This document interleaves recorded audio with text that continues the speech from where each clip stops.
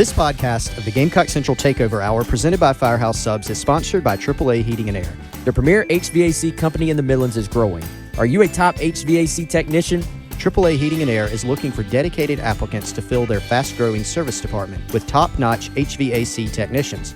If you're the best, then they want you. If you're ready to stop working and start a career, you can earn up to $100,000 plus a year at AAA Heating and Air. Quality candidates will have at least 2 years experience and a good driving record. Benefits include top industry salaries, commission on service and unit sales, set call limits, company-provided take-home vehicle and gas card, company-provided cell phone and tablet, health, dental, and vision benefits, 401k retirement plan with company match, and scaled PTO based on length of service. Contact Roy and Dana Finley at 803-677-1500 or check out their job postings on Facebook or ZipRecruiter. AAA Air when you need us. AAA Heating and Air. It's the Gamecock Central Takeover Hour, presented by Firehouse Subs, founded by firemen. With Chris Clark. The 2007 South Carolina class was, at that time, 6th in the country and 4th in the SEC, which is amazing. Wes Mitchell. You know, I think if you're South Carolina, you're aiming to at least be at 50%. Then in theory, you're adding talent, you're getting better, you're putting yourself in a position to compete. And Tyler Head. It's been a great week for South Carolina. On the recruiting front, still certainly plenty to talk about. On the home of the Gamecocks, 107.5 The Game. And welcome into the Gamecock Central Takeover Hour presented by Firehouse Subs here on 107.5 The Game. Tyler, West, and Chris along with you as always. It's been a very busy morning here on 107.5 The Game. Had Liv Thompson in for the early game. Just had Kira Fletcher in for the Garnet Trust Hour. Now we welcome in Juice Wells from the Gamecocks football team hanging out with us for a little bit here for today's Gamecock Central Takeover Hour. Juice, thanks so much for being in studio with us. Thank you. I'm happy to be here. Juice, live radio debut.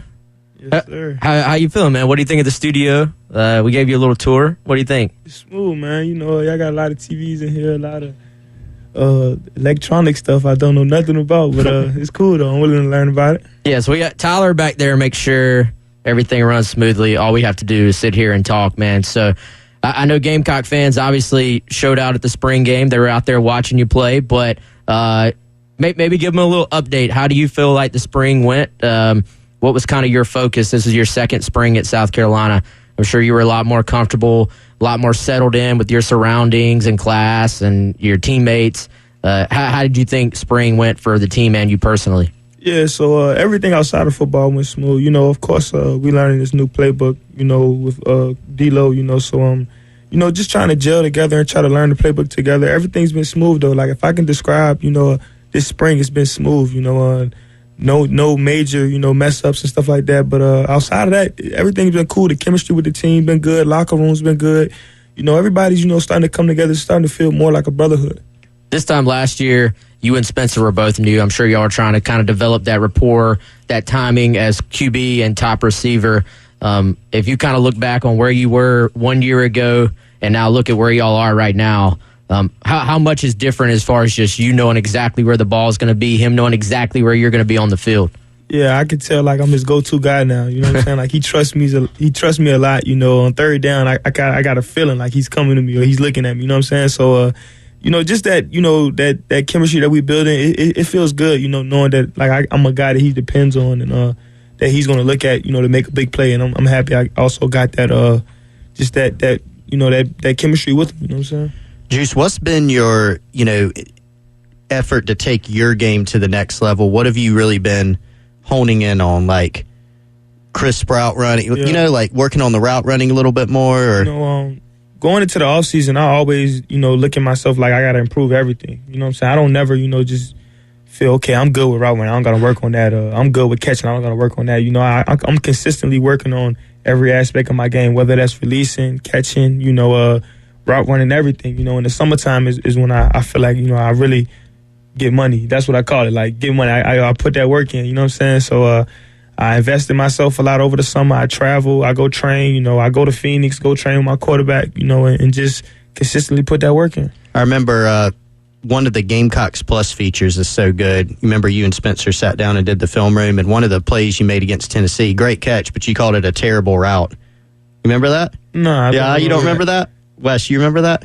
I don't know if I watched that one, but I believe It was awesome. I believe. No, it's the one you went up over the guy and caught it, but you're like, that was a terrible route. Yeah. You remember that now? Yeah, Have you cleaned that one up? Yeah, I definitely cleaned got that that up. one now? But the DB, I feel like he was playing a little scared. You know, he didn't want to come press me. You know? Well, they were certainly talking a lot during the game. Yeah, it definitely was. Goodness. You know, we gonna get back right this year with him too. Real quick, going back to that chemistry with you and Spencer Rattler, and you know, it seemed to kind of kick into another gear at the late part of the season. You had 3 100-yard games in those last 5 games of the year. Obviously, you guys take down Tennessee and Clemson in back-to-back weeks. What really started clicking towards the end of the year where you guys were finding each other more and more in those last couple games? You know, towards the end of the year last year, you know, the season wasn't where we wanted it to be at. You know, so we went into a mode where we were just like, the teams that we're playing has a lot more to lose than we do. Let's get back to, you know, just regular, you know, mano-a-mano football. Let's not try to, you know, do anything crazy with the playbook. Let's win our one-on-one matchups and let's just go out there and ball. And that's what we did. Juice, you let this drop in the press conference the other day. That was your first touchdown reception at Williams-Brice Stadium in the spring game. You did have a rush, a run for a touchdown, I guess on a little like end around or jet sweep or something against Tennessee. Yeah. How is that possible? I do not know. I don't know. You know, I guess like just the feeling of going into somebody else's stadium, you know, you kind of want to score more because it's more disrespectful there, you know what I'm saying? So I don't know, but I mean, it just happened like that, you know. But like I said, they're gonna get more familiar with that this year. So many more to come. You talked about the new offense and D'Lo, and you know we've heard about it. We've heard your teammates talk about it. We've heard D'Lo talk about it too. What stands out to you the most about this new scheme? I know y'all are kind of, I know from what he said, still figuring out exactly what it's going to be. You want to focus on each player's strengths, but what is the biggest difference with what y'all are trying to do this year, maybe compared to last year? What I see is he's trying to get the ball in all of his playmakers' hands. Like, he just don't want to, you know, just maximize getting it in my hand or Xavier's hand or AB or DK, whatever. He's spreading the ball around and letting everybody, you know, make plays. He's just getting guys open in field and just letting them do what they do. Just let them play their ball. He don't want to, you know, overcomplicate, you know, the playbook or anything like that. You know, he just want to go out there and just let us play our ball. What have you thought of DK at running back, man? Y'all seen it, running people over. You know what I'm saying? Like, he's literally a player that you can put anywhere on the field, and he can maximize his potential and maximize that position to the max. So, hats off to him because, you know, just being able to be put around anywhere like that shows a lot, you know. And he's a leader at that, too. Why do you think that is? What makes him so special to be that versatile? Man, he just built different, man. Like, I literally don't know. Like, I was like, man, him going at running back, I knew he can do it, but the way he's doing it is just, it's crazy, you know. So, like I said, hats off to him, man. He's just a dog, man. It's just his mindset, you know. He's a team player, you know. He don't mind going back there, you know. Like, other guys might be like, man, I don't want to play linebacker, or I don't want to play running back or whatever, you know. But he gets an opportunity, he takes it, and he maximizes it. Have you been a receiver your whole life, or did you play any running back? Any other positions growing up? I played safety in high school. Man, I got scarred for life. I don't think I ever played safety again, man. So it was week 0 against Hermitage High School, and I'm playing safety. And this is my first time ever playing safety, especially at like Hollis Springs. We played like good competition there, you know. So this is my first like game at safety. I'm at safety. I'm back there doing my little thing or whatever. And one time the hole hit and the running back come right through the hole. He didn't get touched. So he got a lot of momentum coming at him. Like, he didn't get touched. I ain't really know how to tackle, you know, so I'm just coming down trying to tackle him. Boom, he run me over, helmet come off, all this stuff. I'm like, yeah, I'm not playing this no more. Like, I'm not playing safety no more. I done got ran over. My helmet came off. The game was sold out. I'm like, man, I'm tripping, man. So after that, I ain't play safety no more, man. I said, I'm going to just stick to offense.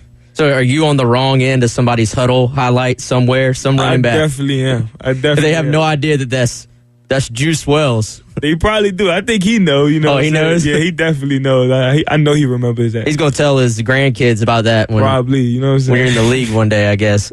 What's your favorite type of route to run as a receiver? Because like last season, we saw you scored on some deep balls, like the one that Spencer threw you against Clemson. We saw, I think, Vandy, Kentucky. We saw you take some shorter passes, go the distance.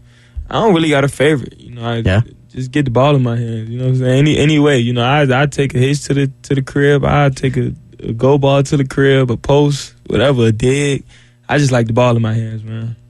And when we've heard about Dowell Loggins, D'Lo's offense, I know that you're still kind of situating exactly what you're going to do, but is that kind of, you hear coaches say a lot, like we're going to throw the ball horizontally, we're going to throw the ball vertically, but have y'all seen a lot of that from what you saw in spring ball, like some of those short passes you're supposed to take the distance, vertical routes, throwing the ball deep? Do you see some of each?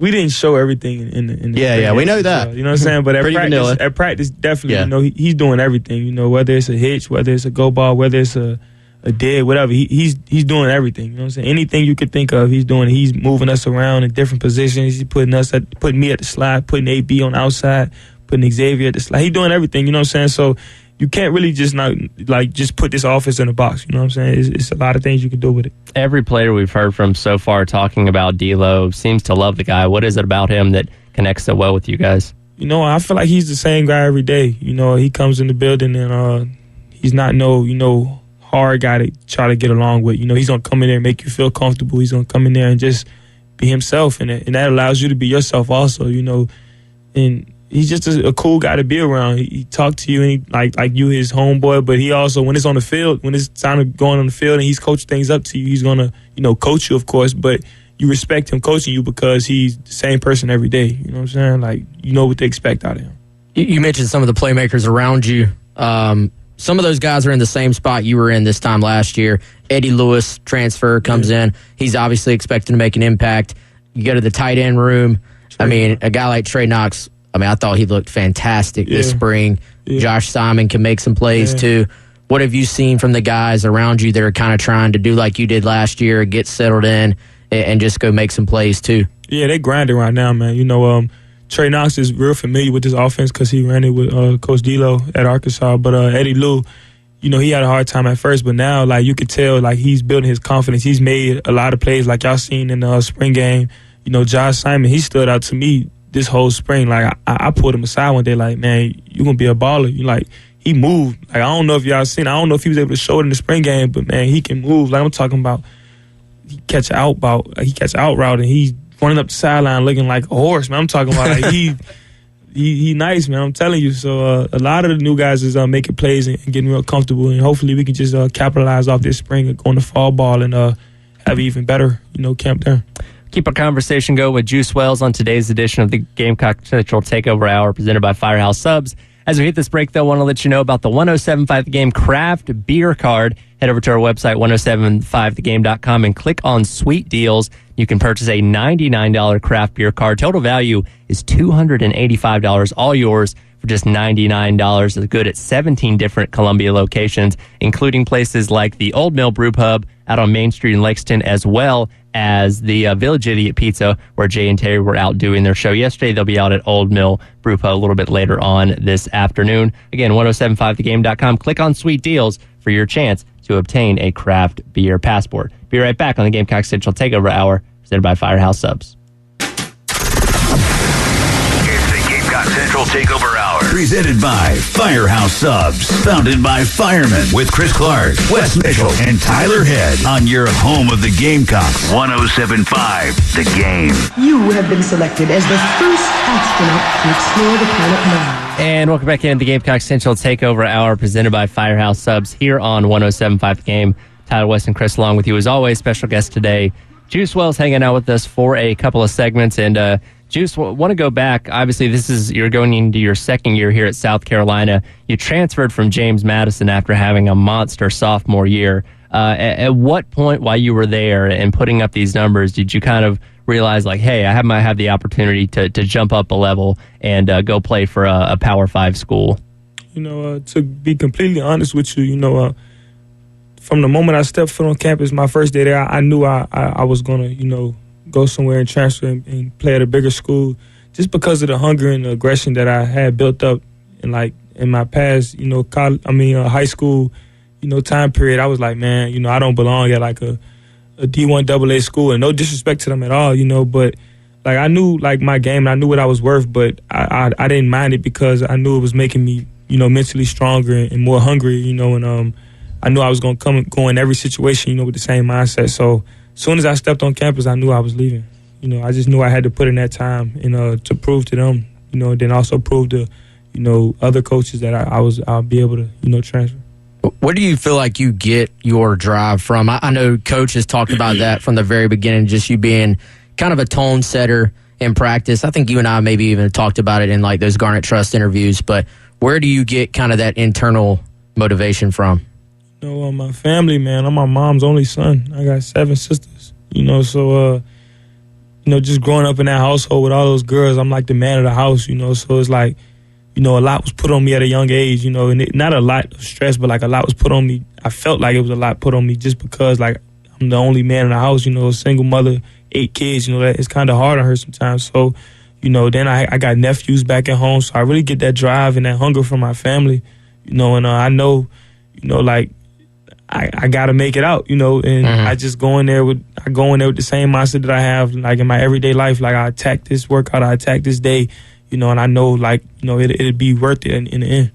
Is that maybe also how you've been able to kind of just keep pushing, even though I know a lot of people maybe would say, all right, he had his big year last year. Yeah. Some guys maybe coast into year 2, like, I'm just going to do what I did last year and I'll be fine. You've seemed like you've tried to shut out any idea of just coasting into another year, trying to take it to another level this year. I mean, man, I've been going so hard for so long, man. Like, out of high school, I went to Fort Union Military Academy. Like, I was under-recruited, so any situation that I go into, whether it's adversity, mentally, physically, whatever, I always just get back to the same moment where I think about how far I came and I get back to the basics. And, I make phone calls and talk to, like, my high school coach. He gets me grounded and gets me back motivated and brings that hunger back up out of me. So I go, like, it ain't no falling off or none of that because, like, I done been through everything. You know what I'm saying? So, people could say, he done had a good season. I had a good season at JMU, and I came here and balled out.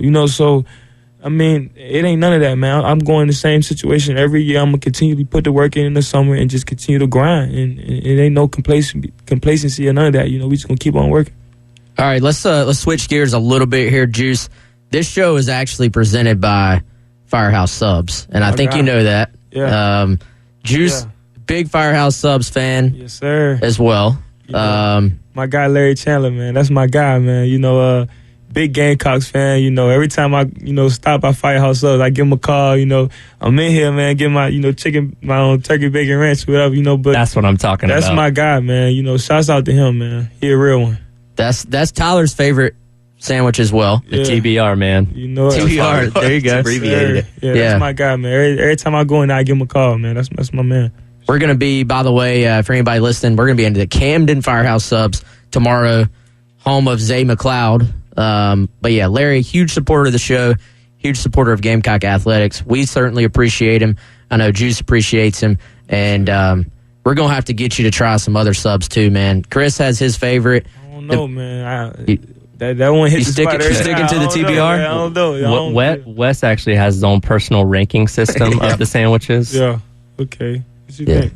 What's the ranking, man? Well, I was Club on a Sub was my favorite, but New York Steamer, which is like got pastrami on it. See, I don't know what that is. See, I honestly, I had never had pastrami before.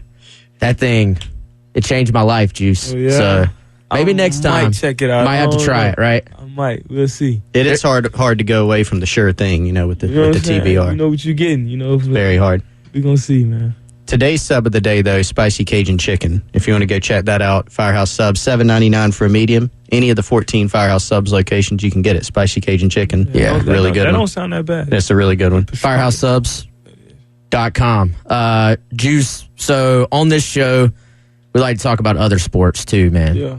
You're telling me you do hoop a little bit. Yeah, just a little bit. So every guy that's been in here has given us their 5. Like if they were doing a starting 5. Okay. So for one, are you putting yourself on your starting 5? I'll be the coach. Really? I'll be the coach. You know what I'm saying? Hey. I'll be the coach. I'm going to be real. You know what I'm saying? Because we got some hoopers in the locker room, so I'll be the coach. I'll be the GM. I'll be the one who draft the guys and get the team assembled and stuff like that. I appreciate the honesty. You know what I'm saying? That's a very selfless answer. I love that answer. You're only the second person to not put themselves in the starting 5. The other one, Luke Doty.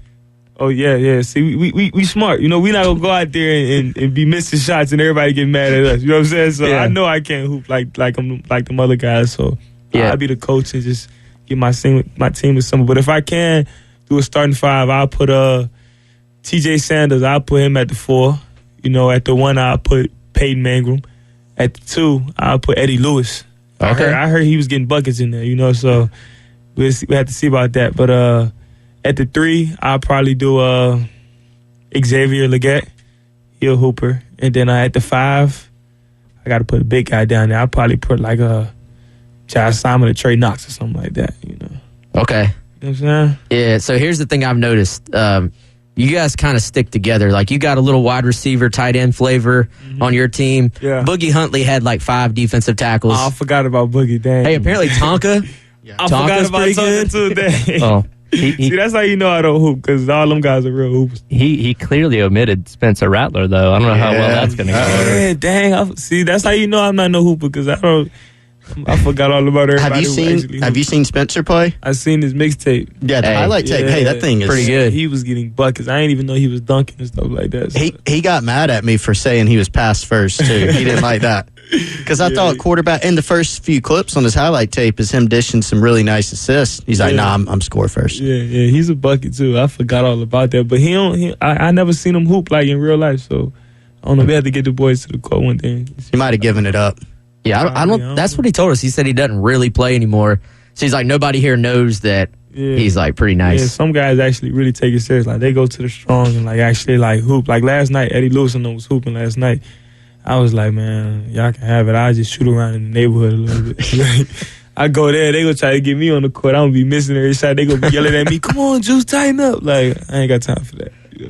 So something else off the field, man. Your trading cards are coming out. Those who are listening that haven't seen it, we actually got to see the video of Juice when you first saw what your cards were going to look like. Yeah. You had this big grin on your face, man. That was a very genuine moment. I feel like how cool of a moment was that for you to see? It was crazy, man. Just seeing stuff like that shows how far you came, and I never thought I'd have a trading card before, but man, them things are nice, man. Like, it says Juice Wells on it with the juice box, like nutrition facts on it. It's the stats, and then like just the cockaboose on it. Like, man, it's lit, man. Everything about it is lit, man. I can't wait till they drop.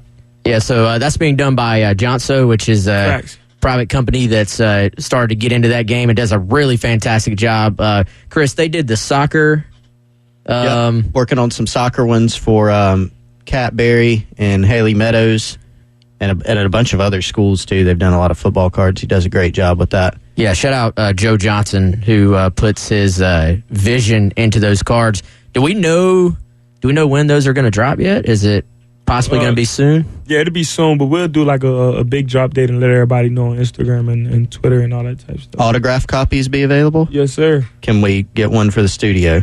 Yes. Yeah, we'll definitely get you. He's like, for the right price. You can, we can negotiate. Wow, that thing's going to be very valuable one day. I'll let Johnson and all that, we'll figure that out. You let them handle all that? We'll get y'all right. Yeah, gonna hit another break, come back, and have another segment here with Juice Wells hanging out for the Gamecock Central Takeover Hour presented by Firehouse Subs. As we hit this break, though, I have another pair of tickets to give away for tonight's baseball game as the Gamecocks take on the Florida Gators. First pitch at 7:30 out at Founders Park. Be caller number 5 right now, 803-404-6100 to win that pair of tickets. We'll be right back on 107.5 The Game. It's the Gamecock Central Takeover Hour. Presented by Firehouse Subs. Founded by firemen with Chris Clark, Wes Mitchell, and Tyler Head on your home of the Gamecocks. 107.5 The Game. And welcome back into the Gamecock Central Takeover Hour presented by Firehouse Subs. Tyler, Wes, and Chris. Special guest today, Juice Wells, hanging out with us for a few more minutes before we let him bounce to get to a team meeting. And I'm curious about this, and forgive me if this is common knowledge. I've only been working here a couple of months. Where did the nickname Juice come from? How did that come about? So when I was younger playing rec league ball, it was Mack truck at first because I played fullback. Okay. And, I used to just run through everybody and make big blocks and stuff like that. So then they threw me at running back, and I was just juicing it. Like, I was juking everybody, and I was just juicing it up the sideline. Like, it was like, he got some juice, so my dad was like, everybody call me Juice now. It's really Juice Man. It's really Juice Man. But okay. Once we got it to like OJ the Juice Man. Yeah, but once we got it to to like college and high school and stuff, they just shorten it up to Juice. But I feel like now Juice is more so like I bring the juice, you know, like I don't know if y'all see me in pregame, but I be lit. You know, I be jumping around, turned up to the music. Is there anybody besides maybe your mom that calls you by your actual name? My grandma. Okay. My grandma definitely calls me AJ. You know, most of my family don't call me Juice except my dad when he like messing around or he at the games and stuff like that. But other than that, other than my family, everybody else call me Juice. I feel like Juice is like taking on a mind of its own at South Carolina too. Yeah. Like when you first got here, you were listed as Antoine Wells Jr. Yeah. So it's like, oh, this is transfer from Antoine Wells Jr. But it was like once everybody realized your name was Juice, and then you started making plays, it just kind of took off. That's good for branding, though. I was just ready to say, like, that's the best thing about college is, you know, you can brand yourself, and if you got a nickname and you actually making plays, and you know, you can do anything with that, you know. So I'm very, you know, happy for it. You know, I'm happy this happened. The NIL space has been pretty good for you. I know you've announced a couple of new deals here lately. Talked about the trading cards. What has that been like, kind of learning the business side of being an athlete, balancing it all out? Yeah. It's been smooth, man. Shout out to Gunner Trust for sure. You know, they definitely introduced me to, you know, the business side of things and taxes and just helping around with the community and just doing things like this, you know. So definitely, it's definitely been new to me, but I'm embracing it and I'm learning. You know, so it's been cool. You were just talking about bringing the juice pregame.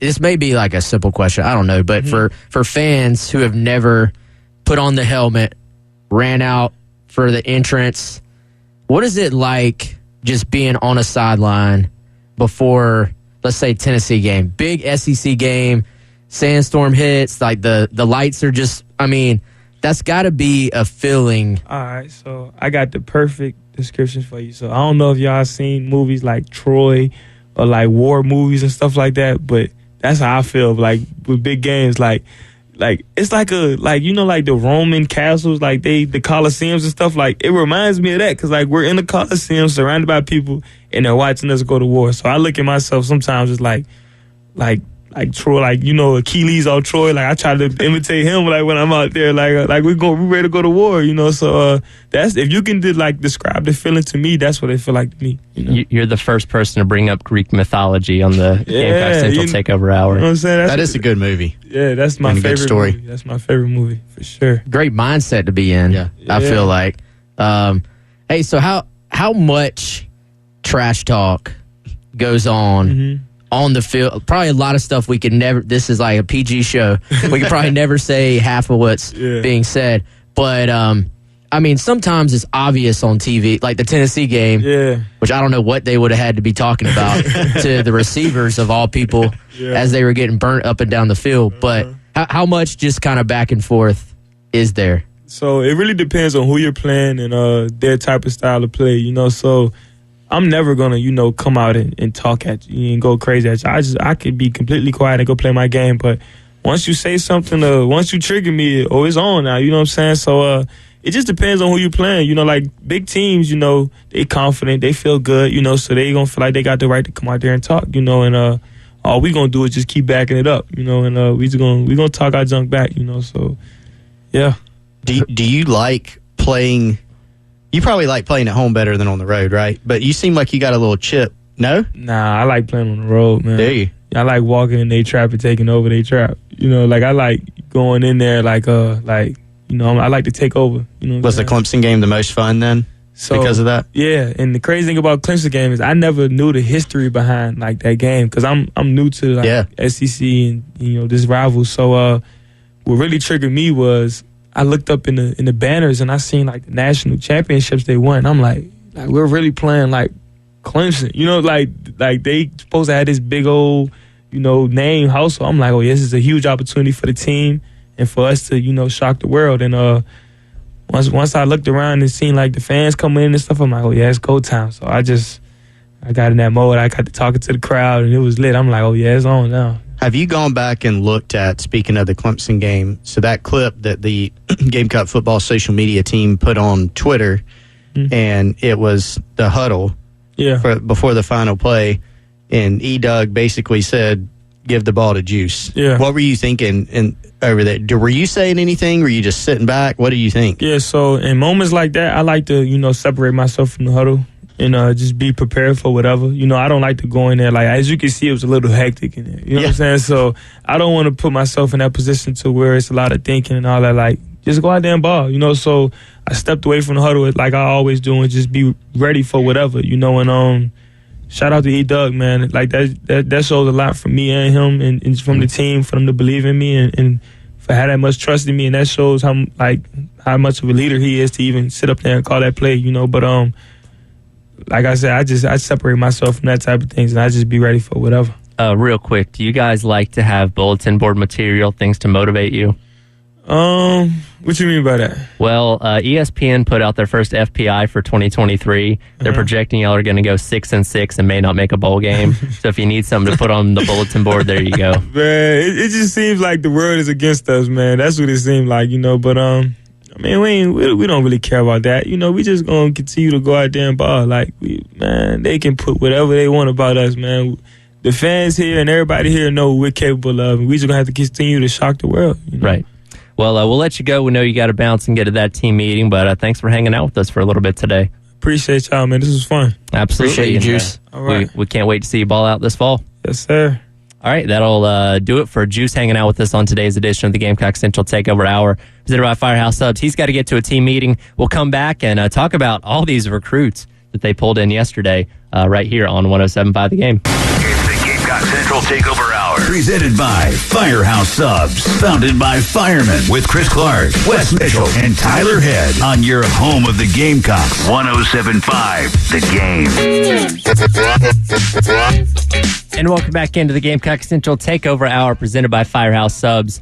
Here on 107.5 The Game, thank you once again to Juice Wells for hanging out with us for a few minutes there. Again, he has to bounce to a team meeting. Certainly don't want to make him late for that, but some great insight from him. And look, I've thrown out I've thrown it out on my own show a couple times just this week alone. I think he and Spencer have the opportunity to be the best quarterback wide receiver duo in the SEC this year. Oh, bold take, but throwing it out there.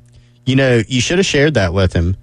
Did you think about sharing your take from yesterday's show? I did not. He would have had some strong pushback on that. I realized what I said after I said it, and I was like, yeah, maybe I shouldn't have said that. We all knew. Honestly, I don't think you were counting maybe like a couple games in there. Yeah. Right? Right. Like, I don't know, maybe you were counting South Carolina. Probably not. I can't even remember what I specifically said, but I think it was like steamroll. Yeah, I said it was fairly easy, I think. I mean, it is. Yeah, for Georgia. It's true. Pretty easy. Which, real quick on that, I want to give a shout out to one of our listeners, Dirk. I was checking my mail yesterday, and he stopped me and asked me if I was who I was. He was listening to our show when he ran into me yesterday. How about that? Whoa. I know, crazy. I've never been recognized since I've been working here. That's very impressive. Well, so shout out to Dirk. Thanks for listening. Yeah, shout out Dirk. And shout out again, Larry Chandler and Firehouse Subs. Juice, big fan of Larry, big fan of Firehouse. Turkey Bacon Ranch, not surprising. TBR boys, man. That's his pick. Tomorrow, are you joining us tomorrow, Tyler? I will not be here tomorrow. I am taking off as soon as I get out of here at 3:00 today to do that whole wedding thing this weekend. Oh yeah, that's right. Yep.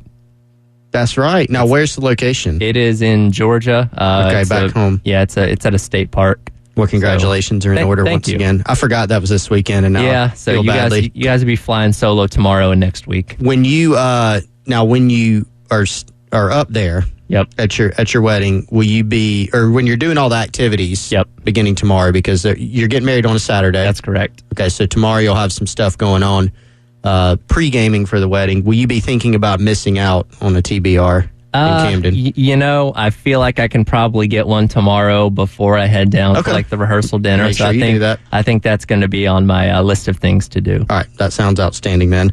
But no, Juice was great as always.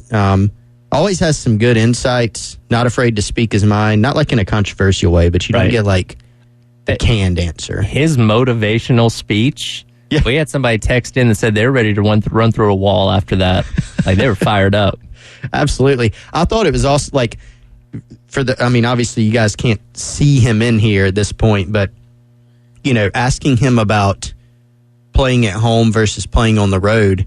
And I kind of started the question by saying, like, well, you probably like playing at home more. But even before I answer the question, I'm like, I think this dude might like playing on the road, because he said something earlier about it, about going in and messing up somebody's house. And he immediately just started shaking his head like, no, I like playing on the road better. I think back to him at James Madison, him saying that as soon as he got there, he's like, I want to get to a bigger school, and no disrespect to the FCF's level or whatever, but he believed that he was, had the opportunity to play at a bigger school than that. Man, that happened. Now is at South Carolina. So I can see why being motivated of being in a hostile environment and having a chip on your shoulder, playing at a Clemson or something like that would be even more motivating for a guy like that. Well, and that stat that we were going over earlier, how, Juice, I don't know if any of us realized. Maybe we had like written the stat before, but I certainly didn't realize what Juice had let drop in after the spring game. That hits his first touchdown at Williams-Brice. But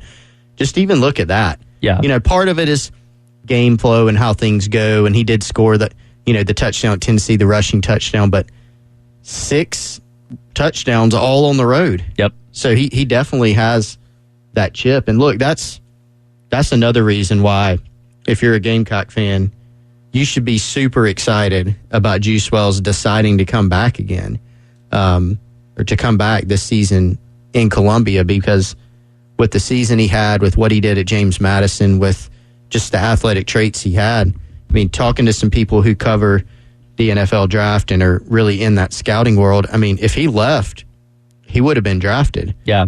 And would he have been, a first or second round pick? No, but he would have been drafted, which gives him an opportunity. And, I mean, you guys heard Juice talk.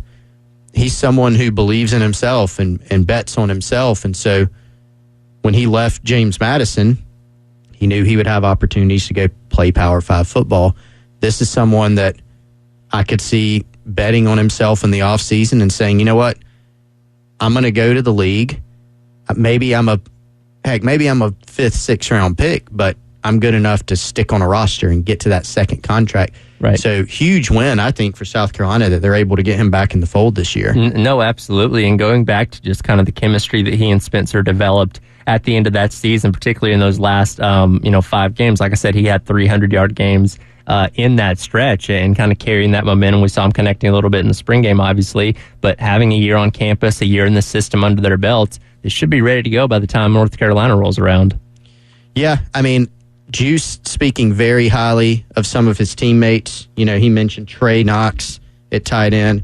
He was really high on Josh Simon. I thought that was a really good. I'm glad he said that, because we heard a good bit of Josh Simon buzz even before spring ball started. Right. And then kind of in the midst of spring ball, there's been a lot of focus on Trey Knox, because I think he's a bigger name, right? He came from an SEC.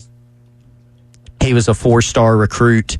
Back in high school, was a wide receiver. Some of the numbers and things that he's put up, and just his sheer size, like the Dowell Loggins connection. There's just a lot of different things there. But Josh Simon's kind of been a forgotten man, right? And some of the things that he said, said he looked like a horse running down the sideline. Talking about Joyner and Leggett. He mentioned Amarian Brown and how they're trying to spread the ball out. But certainly when you look at Juice Wells, I mean, this is in terms of receivers, he's the bell cow for them. And he's mentioned that comfort level that you said, Tyler, with Spencer Rattler, and how, Spencer's looking for Juice. I mean, that's going to be his guy. Right. Yeah, and long as both those guys stay healthy, continue to find each other again like they did towards the end of the last season, they have the opportunity to be a really good combo in the SEC this year. And there's so much turnover, especially at the quarterback position. Having a guy like Rattler coming back for a second year, and that just given all the experience he has in college football in general, like, again, I'm expecting better than 6-6 out of this team.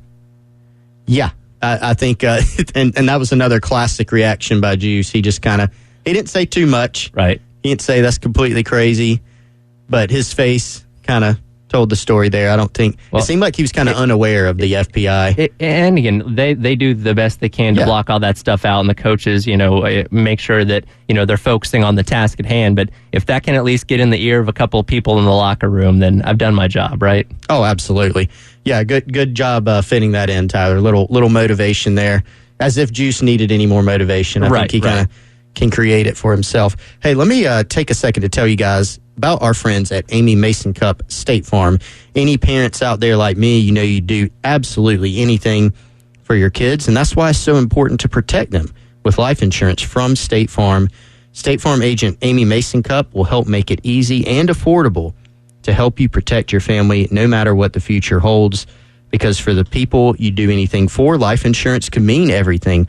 So call State Farm agent Amy Mason Cup in the Midlands today or visit her website. That's amymasoncup.com, MASINCUPP, amymasoncup.com. She and her team can give you a personalized quote to meet your needs and help you save. Her office is right down the road, actually here from the studio, just off I-26, St. Andrews exit, 612 St. Andrews Road, Suite 4 in Columbia.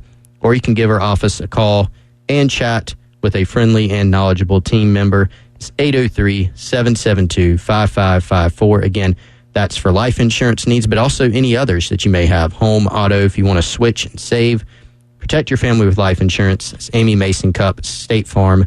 Like a good neighbor, State Farm is there. And we'd obviously be remiss if we didn't bring up the 3 names of the commits that we found out yesterday. Of course, we had the 2 welcome homes going into yesterday, got a third one while we were on the air yesterday morning. And then, of course, we find out it is Braden Lee, Kelvin Hunter, and Mike Williams. And obviously, you guys will have the opportunity to really break all this down over the course of 3 hours tomorrow out at Firehouse Subs in Camden. But, man, just this 2024 class just gets more and more impressive, with each week and each commitment that goes by, and another huge day for the Gamecocks, more specifically, once again, from the D.C. area. Yeah, the DMV movement, South Carolina with Shane Beamer and his staff is a very real thing. 2 of those 3 commitments hailing from the DMV region in Maryland and another in-state. And I was actually, I did a quick hit yesterday on Heath's show, Tyler, and we were kind of talking about that notion, about how smart it is to go into D.C., into the DMV to recruit. Again, it's been said so many times, but just to restate it because it's important, for kids in that area, South Carolina is the closest SEC program. And Heath brought up a great point in saying that there's not one school that just has that area locked down, right? Like Maryland hasn't locked that area down. Alabama has recruited some guys from that region. Ohio State's come into that region. People spot recruited. It's a heavily trafficked area. Sure. But there's not one school. It's not like you're going into the state of Georgia. Yeah. And saying, okay, you got to go beat, you're going to have to beat Georgia if they want the kid. And then a whole bunch of other ones, especially like in Atlanta, say.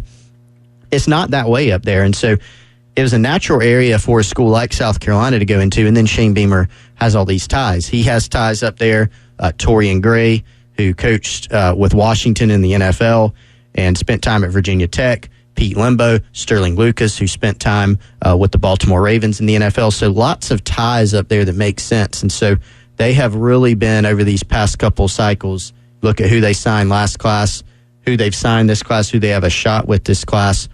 I think that yesterday's events really just perfectly captured what the recruiting effort could be here at South Carolina, because you've got landing an in-state kid in Kelvin Hunter. Mm-hmm. Now you've got the top 4 kids in the state that you've offered committed. You've landed everybody in the state that you've wanted to. You're not going to sign 15 or 20 kids from South Carolina every year, but the important thing is when there are kids in the state that are good enough to help your team, and some of them more than good enough, some of these guys, very high-level caliber players, you need to go sign them. You need to go sign not just your fair share, but the majority. So they've done that.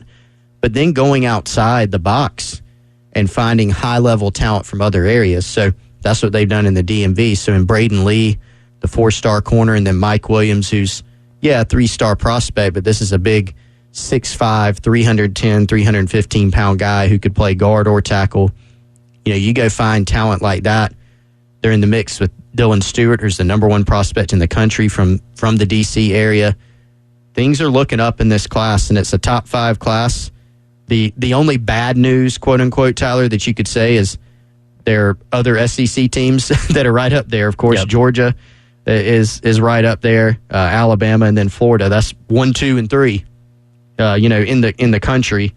and then you got South Carolina right behind them. But this is the type of talent that you have to get, to be able to compete at a high level. Absolutely. And again, still very early on in the 2024 cycle, still plenty of great talent to come in and continue to build on this class. And again, you guys will be able to break that down a lot more over the course of 3 hours tomorrow out at the Firehouse Subs on West DeKalb Street in Camden. That'll do it for today's edition of the Gamecock Central Takeover Hour presented by Firehouse Subs. Thank you once again to Juice Wells for hanging out for us a little bit. Jay and Terry coming up next with a halftime show out at Old Mill Brew Pub on Main Street in Lexington, right here on 107.5 The Game.